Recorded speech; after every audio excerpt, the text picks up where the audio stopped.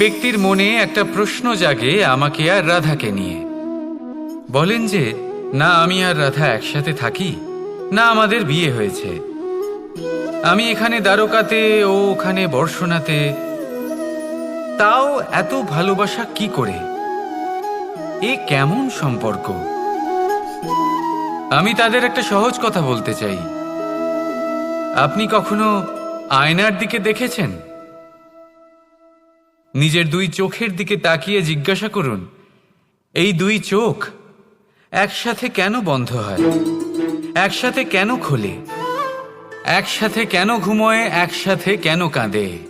আজীবন কোনো এক মানুষের সাথে সম্পর্ক রাখা অবশ্যই সম্ভব, তাদের সাথে দেখা না করে।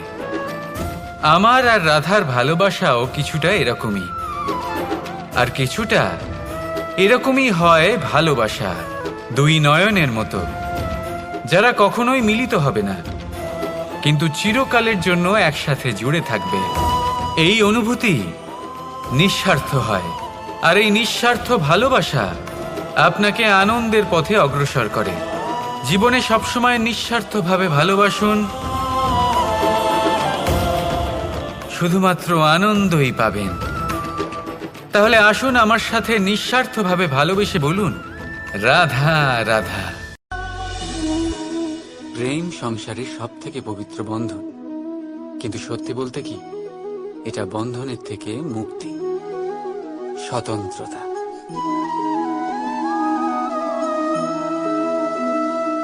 বুঝলেন না? বোঝাচ্ছি বোঝাচ্ছি। যদি কেউ আপনার প্রেম অস্বীকার করে, যদি কেউ আপনার প্রেম বুঝতেই না পারে, তাহলে কি হবে? কেউ উদাস হয়ে যাবে, কেউ কেউ ছলনা করে প্রেম পেতে চাইবে, আর কেউ বল প্রয়োগ করে প্রেমের ওপর অধিকার ফলাতে চাইবে। কিন্তু এটা আবশ্যক নয় যাকে আপনি ভালোবাসবেন সেও আপনাকে ভালোবাসবে, কারণ প্রেম কোনো বস্তু নয়, না রাজ্য, না ধন যেটা আপনি বল প্রয়োগ করে নিজের বশে আনবেন। প্রেম হলো সেই শক্তি যেটা আপনার সমস্ত বন্ধন খুলে দিতে পারে, কিন্তু নিজে কোনো বন্ধনে আটকা পড়ে না। তাই যাকেই আপনি ভালোবাসেন তাকে স্বতন্ত্র ছেড়ে দিন, কারণ স্বতন্ত্রতাই সেই গুণ যা প্রত্যেক প্রাণীর সবচেয়ে প্রিয়। প্রেম যদি সত্যি হয় তাহলে সে অবশ্যই বুঝতে পারে। ততদিন নিঃস্বার্থভাবে প্রেম করে যায়, একদিন দ্বার খুলে যায়, আর প্রেম প্রবেশ করবেই, আর মন সুপ্রসন্ন হয়ে বলবে, রাধা রাধা। কখনো কখনো আপনার মনে এই প্রশ্ন নিশ্চয়ই আসে যে এই প্রেম কি, কিভাবে বোঝা যায় এই প্রেম? উত্তর বড়ই সহজ। যতক্ষণ না আপনি প্রেম করবেন ততক্ষণ আপনি প্রেম বুঝতেই পারবেন না। যদি রত্ন হয়ে মুকুটে সজ্জিত থাকতে হয়, তাহলে হীরেকে কাটার কষ্ট অবশ্যই সহ্য করতে হবে।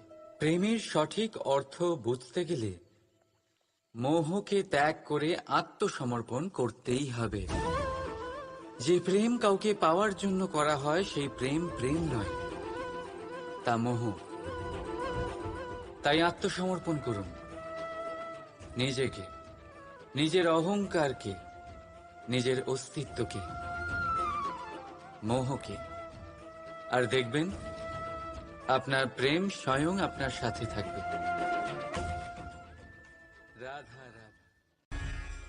আমরা সকলেই মনে করি যে আমাদের জীবনে কখনো কখনো কোনো না কোনো স্থানে প্রেম হয়েই থাকে। সেটা মাতা পিতার আর সন্তানের প্রেম হোক, জ্ঞানীর জ্ঞানের সাথে হোক, কোনো শিল্পীর নিজের শিল্পের সাথে হোক, ইত্যাদি ইত্যাদি। কিন্তু বাস্তবে এটা কি সত্যি প্রেম? মোহও তো হতে পারে। এবার আপনারা জিজ্ঞেস করবেন, প্রেম আর মোহর মধ্যে পার্থক্য কি? পার্থক্য হলো বন্ধনের।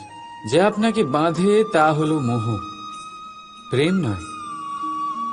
প্রেম সেটাই যা আপনাকে মুক্ত করে উন্নয়নের দিকে পাঠায়। চলুন আপনাকে একটা উদাহরণ দিই। কিছু মাতা পিতা নিজের সন্তানকে কোনো অন্য নগরীতে পড়তে পাঠাতে পারেন না। নিজের সন্তানকে তার বন্ধুদের সাথে খেলতে দিতে পারেন না। চিন্তা করেন যে তাদের সন্তানের যাতে কষ্ট না হয়, আর তাই জন্য তাদের বেঁধে রাখেন। এটা প্রেম নয়, এটা মোহ। কারণ যদি এটা প্রেম হতো তাহলে ওনারা চাইতেন যে সন্তান মাতা পিতার আশ্রয় থেকে বেরিয়ে এই সংসারকে দেখুক, তাকে বুঝুক, আর তার থেকে জ্ঞান অর্জন করুক, নিজের অভিজ্ঞতার থেকে শিক্ষা নিয়ে নিজের একটা ব্যক্তিত্ব বানাক। মনে রাখবেন, মোহ থেকে ভয় জন্ম নেয়, আর প্রেম থেকে শুধুই আনন্দ। সেই কারণে বাঁধবেন না, মুক্ত করুন, কারণ এটাই প্রেম। রাধা রাধা।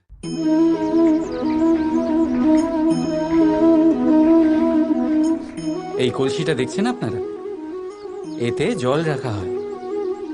জল যাতে শুদ্ধ থাকে, শীতল থাকে, জল যা তৃষ্ণা মেটায়।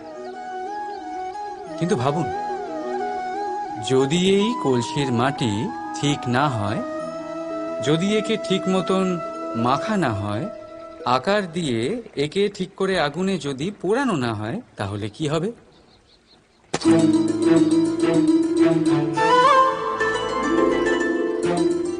মনের সাথে ঠিক এটাই হয়। কারণ যদি প্রেম এই জল হয়, তাহলে কলসি হলো মন।